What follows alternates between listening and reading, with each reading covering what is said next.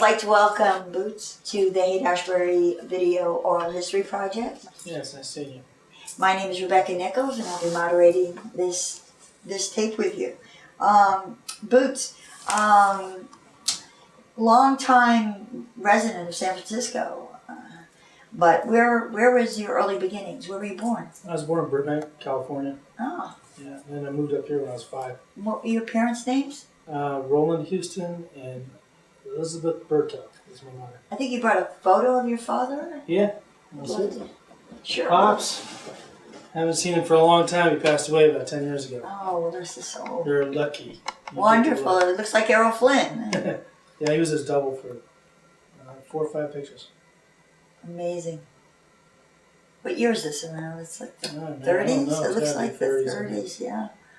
That's a wonderful photo. Wonderful photo. And then you have a photo of your mother? Yeah. So my mother was she was a model in LA at the time. So this is one of her. Maybe you can point to your mother. She's somewhere in there. Let's see. She's right there.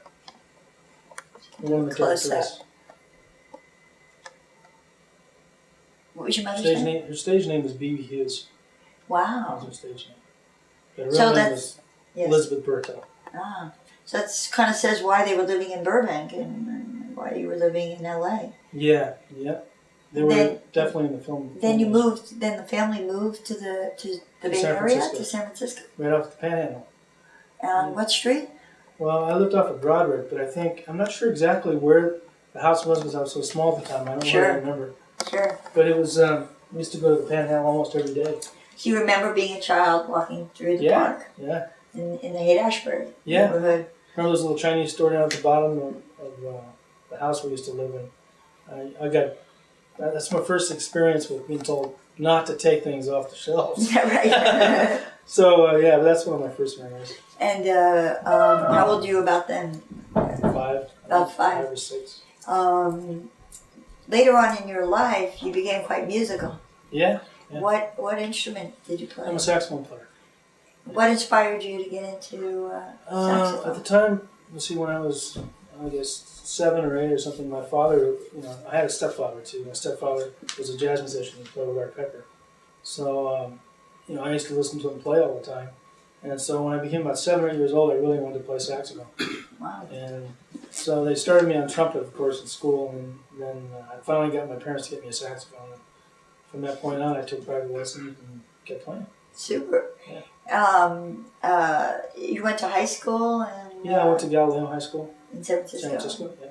And when do you remember first walking down Haight Street in its heyday, the Straight Theater, the Drugstore Cafe, the Boot Hook, all these? Yeah, in 65 and 64, we used to buy matchboxes from the corner liquor store, and that was right off the Haight over there, Haight and Cole. Matchboxes, like cars? No, pop. Oh, okay. No, it was pop in a matchbox. Okay. And so there's a reason to come here. Yeah, that was our reason to come to the Haight. I lived in North Beach at the time, and when we were in high school, so we used to drive out here and score. And then from that point on, I moved here on Broadway Street. I lived from Broadway from 1965, or between 65 and 66, until I think early 70. Wow. 71. So you were right here. Yeah, I was right there, the pile of it. So what was it like to walk down the street? It was great, man. People were friendly. At first, nobody had long hair, Right. I mean, this image of everybody had long hair, everybody looked straight. But the people here were cool people that were straight. But, they were like becoming cool. And it's kind of interesting because I remember the whole transition, everybody's hair started growing, and, it was like, it was interesting. It was a big change. Yeah, there were so many of us. There was thousands and thousands. It wasn't like now you see kids getting out of high school and there's just, a couple thousand here or there. Sure. Graduating class was 1,500. My graduating class was 5,000. Right. 4,500, and they had three terms to one school year. Wow. That's how big our graduating class was. So the Haight was just packed. Packed. Yeah, it was unbelievable. You come out here and everybody was their age, Sure. So we all hung out, partied. And, Go to Golden Gate Park. Oh yeah, I went to Hippie Hill. We used to hang out there, and Pingo players used to play. Then I finally got some of my first jobs, and I started playing professionally. I played with a couple guys on Broadway Street. And got some work. And then I got a job with Tina Turner and Van Morrison and Bobby Blue Bland. I played. Were you doing studio musician work? Yeah. Yeah. Super. And then I really wouldn't call it studio musician because the term used to mean that 9 to 5 in LA and you got called for to do specific things. It wasn't like that. It was like Marty Ballin needed a saxophone player, so then I would come and play 3 or 4 songs for him. Exactly. Or Van Morrison was just in town, and one of the saxophone players, I played 2 horns for him at the same time. Wow. And I did that for 2 or 3 years, and then there was a band called that Bill Graham was really into at the time. So my band was breaking up at the time, which was called Womb. So I took my band with Wayne Tobias, and they still called it and then Bill Graham basically managed and promoted the band for years, so I went and toured all over the country with them. And did they change their name, or did they stay? Stayed as they were like, the same period of time as Santana came up. Right. When they first got signed, that's the same period of time that and Womb were around. So when like the second wave. That's what they used to call it. Right. The first wave was, the Dead and the Airplane and stuff like that. Quicksilver. And and then the second wave was Santana, and so it was that period of time. Right. It was the San Francisco sound, the early '60s, and then moved into the second wave. Yes. Yep. Were you ever in a band that you played all the time that you had a name? Were you in Van Morrison? I played with Van Morrison for 4 years. And I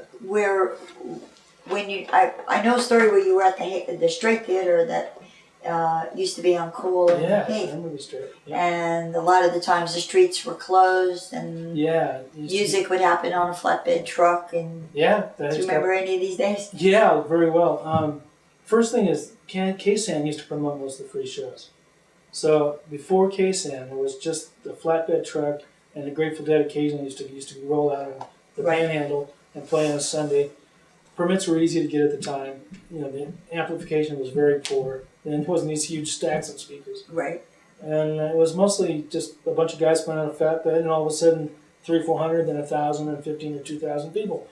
And it was just because people could hear it, and they came. It wasn't because they knew that there was a huge event going on. Right. They could hear it from miles away, and so they started coming around. And then the Straight.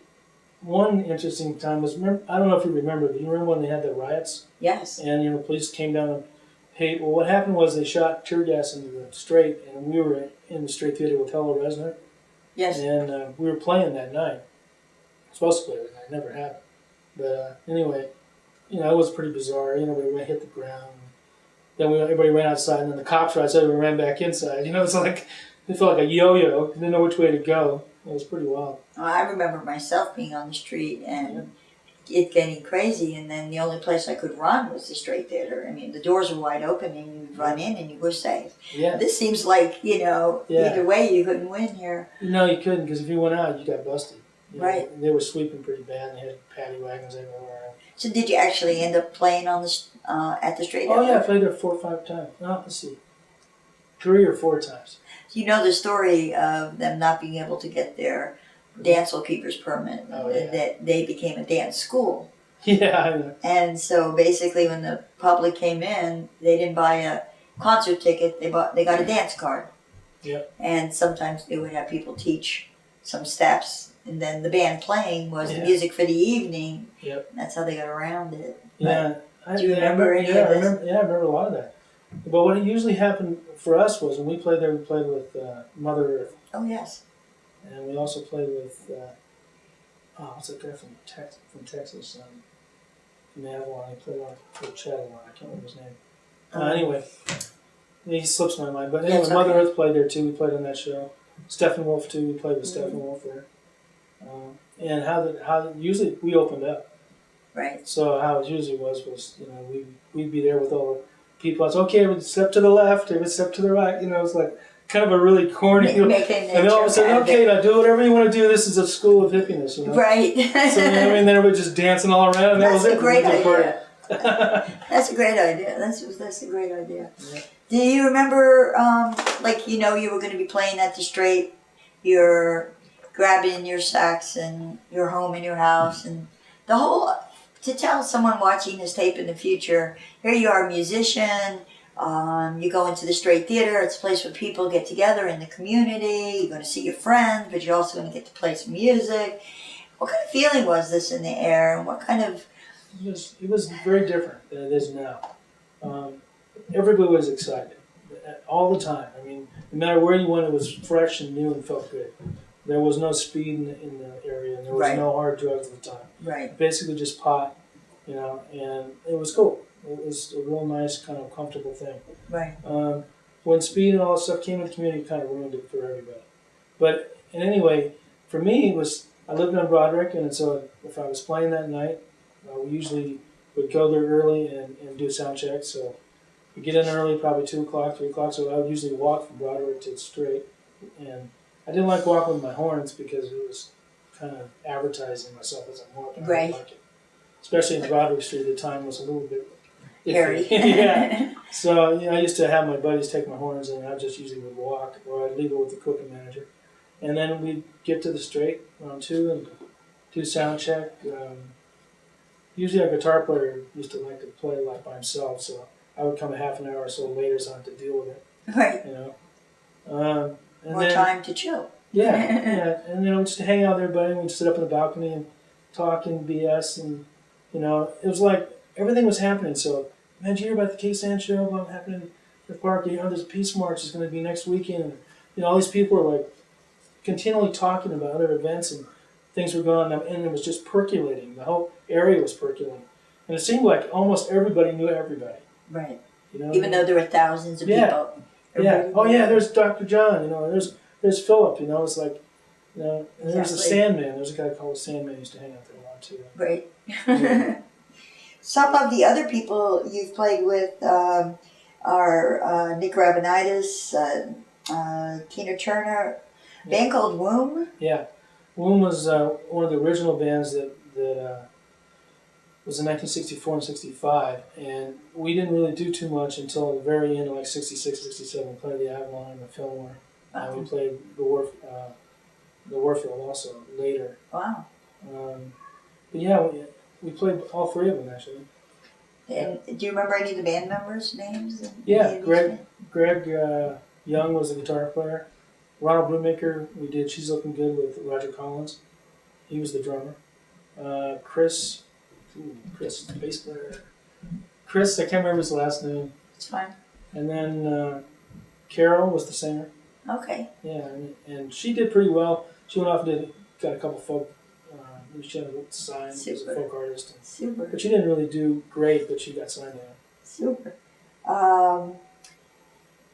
You've played other, as a musician, played other events, Reggae on the River. Oh, yeah. Through the years. Well, actually what happened was, you know, I did a lot of playing from 1965, 66, 67, all the way until about 71 or 2 when my kids were born. So my sons, Boot and Dusty, kind of occupied my time. So, you know, I had to figure out a way to make money other than just playing saxophone, you know, so, because it's hard to raise kids with just playing. So, and also I got tired of the drug side of it. So I started working as a stage manager too. Sure. Simultaneously. So I stage managed all of these different shows. And then Sound on Stage, Jerry Pfeiffer originally said to me, "Hey Boots, man, you should start doing a little more of this, you know? I mean, everybody needs a good stage manager." So he's the one that talked me into it. So he told me about the Cinco de Mayo, that they were trying to plan it in Berkeley. So I went to the meetings and stuff, and so it was really together. So basically I got together with 4 or 5 other guys, and the Superb had just formed then. And Tony Milan actually was part of that. So, you know, I actually hired Tony. And then what happened was we put this show together, and it was a huge success. We did 8 or 9 of them. We did 4 or 5 in Berkeley at the Greek Theater. And then we did 3 or 4 more in San Jose. You know, there was a real need for this at the time. Oh, it was a huge that part of the community wasn't totally being represented yet. Not at all. The whole Latin side was not being represented at all. And then, while I was doing that, also we had a camera store, so we wanted to promote it. So we decided, why don't we do a free event? So we started North Beach Photographic Art Fair, which was a 3-day event. 10,000 people per day came. How many booths? I mean, Oh, we had like 300, 400. Wow, It was huge. huge. It was probably the largest event at that time. And then it just grew. 14 years we did it. And it just kept getting bigger and bigger and bigger. Wow. And then finally I got tired of doing it. So I passed it on to Chris Hughes and a couple of other friends. And my whole board just went over to, and they called it the North Beach Fair. okay. And so I kind of just bowed out.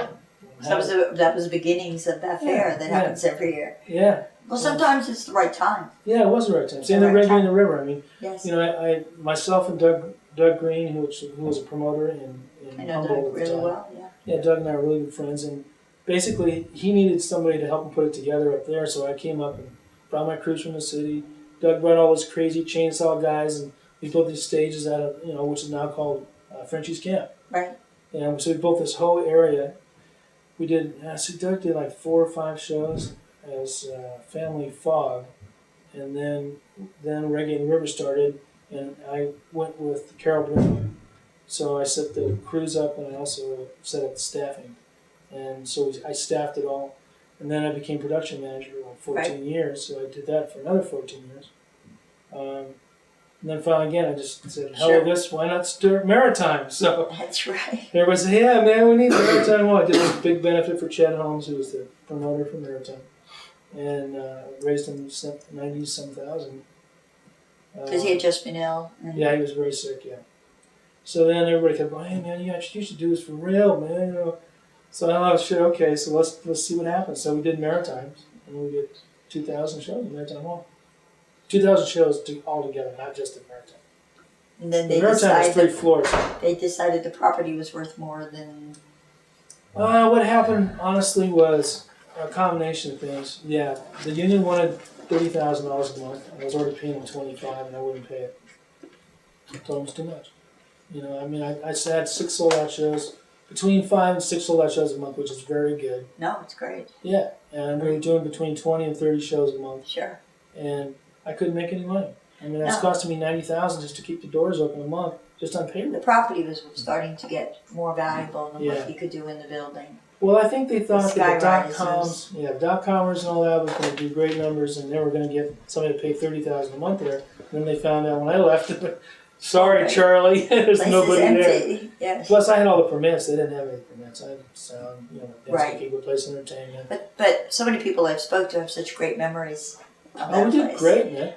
We had a good time. And that's always something good to think about, is that sometimes you've done something you don't realize the hundreds of people that come. You know what's really wonderful? This is the wonderful thing. The wonderful thing is that all these musicians, they didn't get a chance to play at the established places. Like we know who they are. Right. BGP and all the rest of them. Sure. They got to play at our place, which was punk, which was hip-hop, which was, raves, which was reggae. I mean, we basically kind of cornered all the alternative markets. And it was something more affordable sometimes for some of the young people, and it was. We got the tickets down to a place where people could socialize. Yeah. I mean, considering your early days in the '60s and doing the stuff you did then, I think you, beyond production experience, ended up with community experience, where you could help in public assemblage. And understanding this, keeping people safe, and how to promote a show, and how to. Well, the first thing you got to do about promoting a show is to treat your audience with respect. Exactly. If you don't treat them with respect, then you're going to have problems. Then they don't come back. Yeah, they don't come back, and you're going to have problems. Right. Like if you have a hip hop show and you don't respect your audience, it's just going to tear a place apart. You know what I mean? So you have some children. What are their names? Let's see. My wife's name was Kathy Hughston. Her name was Kathy Tringala. Then my son was Boot Hughston, and my other son is Dusty Hughston. So does he boot? Your boots and his boot. Yeah, he's Boot. So no confusion. And they worked with me all the way through Maritime. Actually, Boot and Dusty are very involved. I think you brought a picture of the kids. Yeah. And a picture of my wife too. And your wife was recently passed on, and I'm sure she's here with us. Yeah. But we all loved her very much and still do. She's a great lady. A great lady. Let's take a close up.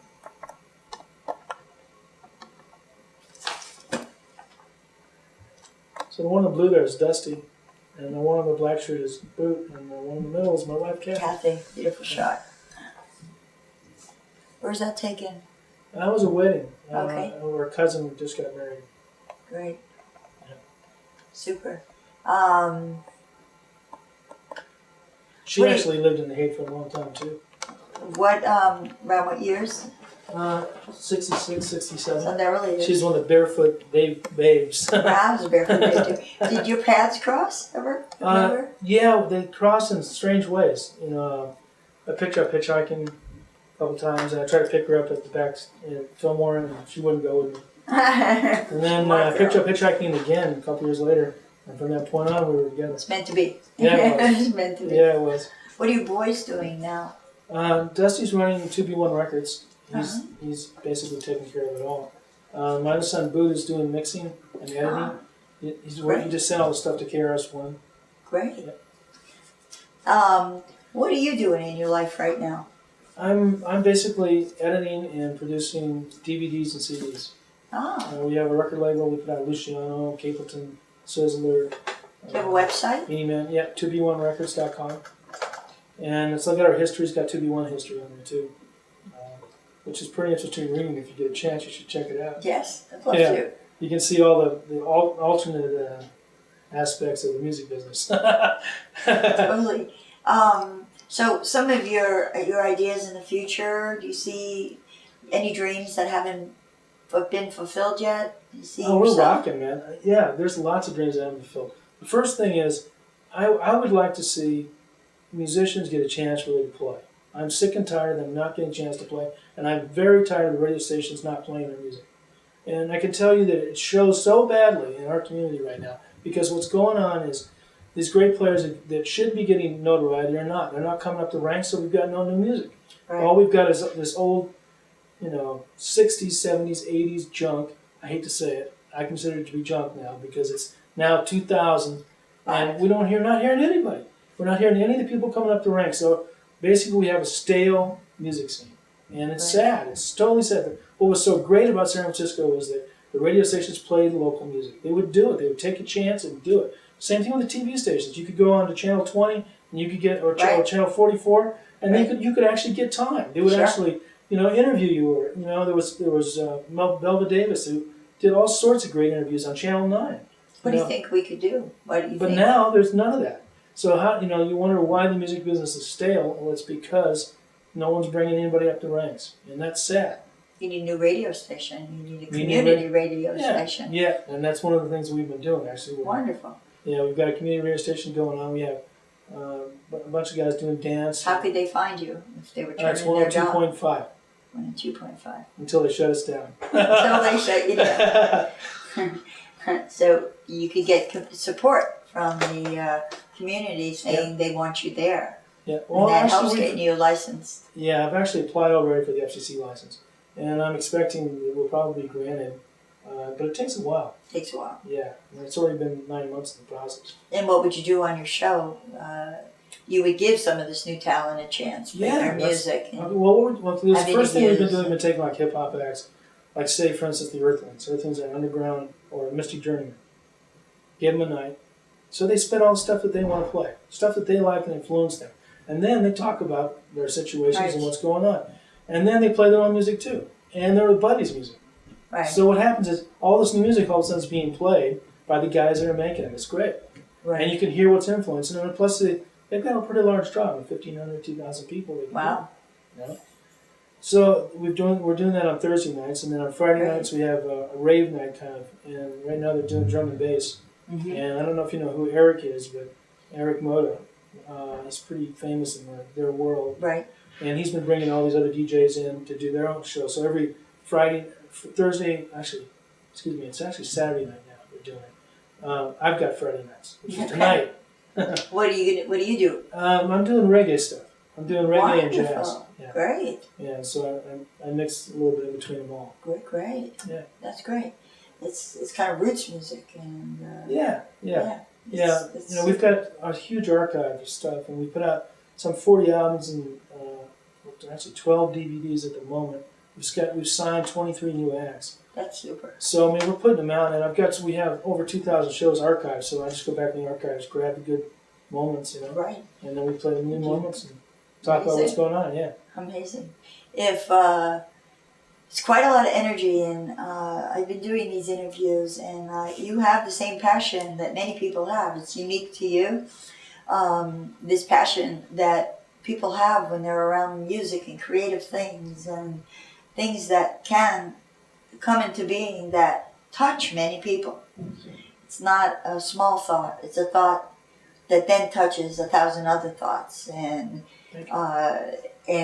I'm wondering, this tape will be archived in the San Francisco Library, and I'm interested in 50 years from now, when this tape is viewed by some young people. Maybe at this point, the world would take your advice. What advice? And if they would listen, the words are not just being thrown on the water.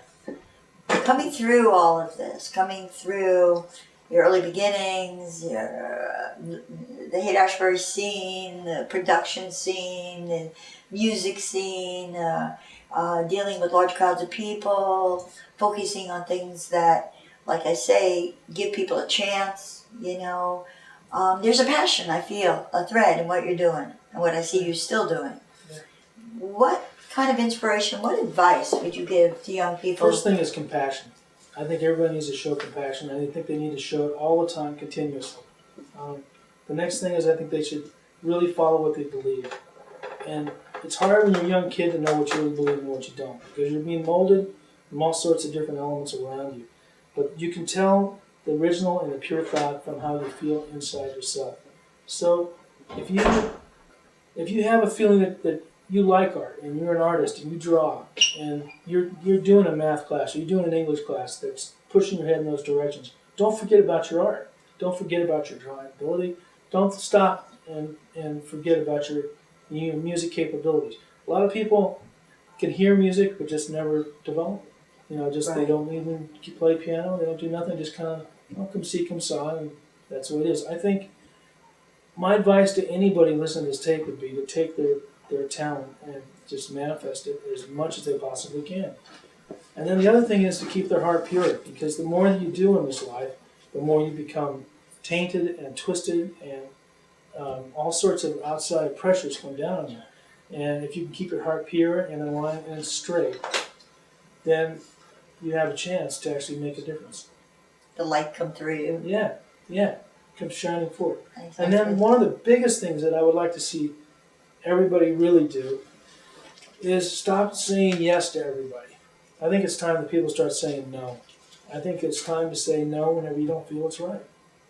And I think no is a really important word that most of our societies forgot. Right. And when you say yes, mean it. Yeah. But when you say no, be. Well, it's okay when you read a book or somebody says to you, hey, you got to park here. You just say no. Okay, I don't want to park here. I'm not going to park here. Then I have a right not to park here. Okay, I won't park here. Right. And instead of saying you have to park here, right. You don't have to go yes. You can just say no. So you're saying make your own choices. Yeah, and think about your choices. Yeah, and I'm saying basically, it's okay to say no. That's right. Instead of only saying yes all the time. And I think yes has a good thing to it too, but I think no is an important word that our society needs to learn. Right, because it needs to remember. Actions happen after you've said something. Yeah, well, if you say yes all the time, then all the things around you that are bad will keep manifesting. Sure. If you say no to it, right, then all of a sudden...